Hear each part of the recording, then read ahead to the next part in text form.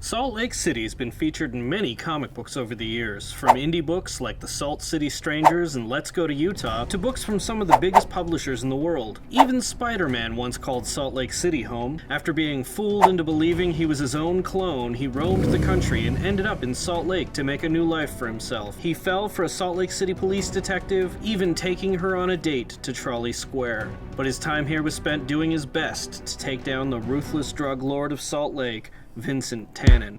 Once, Superman met up with Batman in the foothills overlooking the city on his walk across the country, but he'd also visited Salt Lake in the winter of 1992, answering the Christmas-time letter of a boy whose father was dying.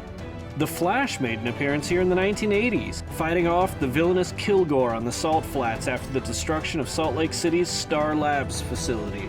More recently, Archie and the entire gang in Riverdale were once given a tour of the Salt Lake City Library by Mimi Cruz, the owner of Night Flight Comics. She also inspired a sight of unspeakable violence in Frank Miller's Sin City graphic novels, Mimi's Night Flight Motel.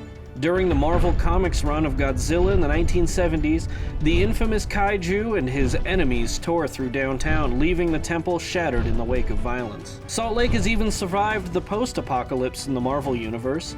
In the Old Man Logan story, Wolverine and Hawkeye travel through the city, renamed by the kingpin of crime who took over the city, and are forced to watch Daredevil and the Punisher fight velociraptors to their deaths at Rice-Eccles Stadium. With all of these appearances in the pages of comic books through the years, it's no wonder that Salt Lake City is home to one of the largest comic book conventions in all of North America. By the way, you people have the greatest Comic-Con in the world.